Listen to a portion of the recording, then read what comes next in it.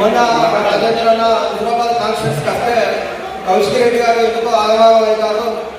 అసలు నువ్వు మా రాజేంద్ర అన్న చరిత్ర ముగ్గురు ముఖ్యమంత్రులతో కొట్లాడిన చరిత్ర గతంలో తెలంగాణ ఉద్యమానికి ముందు ఇప్పుడు కూడా తెలంగాణ ఉద్యమం తనిఖనే తెలంగాణ ప్రజల పక్షాన నిలబడి ప్రతిపక్షంలో ఉన్నా కానీ ప్రజల పక్షాన నిలబడి కొట్లాడుతున్న నాయకులను పట్టుకొని తలతిక్క మాటలు. అసలు నీకు మెంటల్ వేసింది, నీకు పిచ్చి వేసింది. రాజేంద్ర అన్న హుజరాబాద్ కట్టాలంటేనే ఆగమాగమై ఆదర బాధల నీకు నచ్చినట్టు పిచ్చి వేసినట్టు కార్యకర్తలతో మీటింగ్ పెట్టి మొన్న ముఖ్య కార్యకర్తల సమావేశాన్ని జమ్మికుంటా కార్యకర్తలతో మీటింగ్ పెడితే నువ్వు మాట్లాడిన మాటలు, నువ్వు మాట్లాడిన విధానం నీ మహిళా కార్యకర్తలే ఉమ్మెత్తారు. నీ మాటలు, నీ విధానం చూసి నువ్వు ఒక ఎమ్మెల్యేవయ్యా, దయచేసి నీకు దమ్ముంటే మా రాజేంద్ర అన్న మీద ఎందుకని నీకు విమర్శించే నాయకులువా?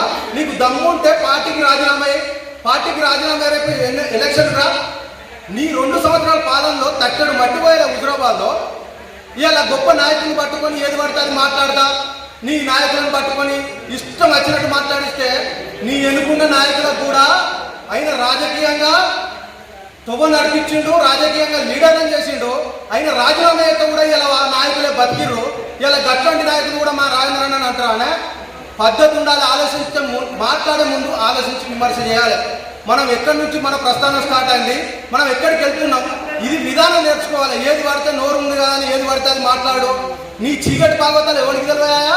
నీ కథ ఏంది, నీ విధానం ఏంది? కట్టోనివా చుట్టోనివా? నువ్వు బబ్రాయమానం భజగోవిందం ఏది పడితే అది నోరు కానీ ఏది పడితే అది మాట్లాడుతా అంటే బిడ్డ నేను ఊళ్ళల్లో తిరగనిచ్చే పరిస్థితి లేదు. మున్పట్లక నీ కథ మధ్య లేదు. ఏది పడ అయ్యో సత్తా అంటే ఓట్లేసి గెలిపించురు మా ప్రజలు, వాళ్ళ నోట్లలో మన్ను కొట్టినావు నువ్వు. ఇవాళ నీకు అసలు హుజరాబాద్ ప్రాంతంలో తిరిగే నైతిక హక్కు నీకు లేదు. ప్రజల విశ్వాసాన్ని కోల్పోయినావు. ఏ ముఖం పెట్టుకొని నువ్వు ప్రజలకి వస్తావు? రేపు రా ఎలక్షన్కు.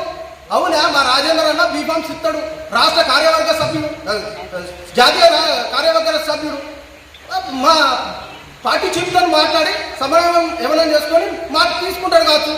కార్యకర్తలు టికెట్ ఇస్తాడు. 20 ఏళ్ళ ప్రస్థానం ఇక్కడ. ఏది పడితే అది మాట్లాడతావా? ఇంకొకసారి ఇట్లాంటి పిచ్చి పిచ్చి వేషాలు అయితే కబర్దార్ జాగ్రత్తగా ఉండు. దయచేసి నీ నూకలు వెళ్ళిపోయినాయి, నీ రోజులు అయిపోయినాయి. నీకు దమ్ముంటే ఇప్పుడు రాజీనామా చేసి రా జనంలోకి. నీకు గెలిచే దమ్మే లేదు. ఏది పడితే అది మాట్లాడతావు? మిస్టర్ కౌశిక్ రెడ్డి గారు, నీ కార్యకర్తలకు నువ్వు భయం చెప్పుకో, నువ్వు భయం ఉండు. ఇది హెచ్చరిక ఇష్యూ చేసుకున్నాం మేము. పార్టీ నాయకులుగా హెచ్చరిస్తున్నాం. ఇంట్లో రేపు రాబోయే రోజులలో ఊళ్ళలో దిగనీయం. ఖబర్దార్.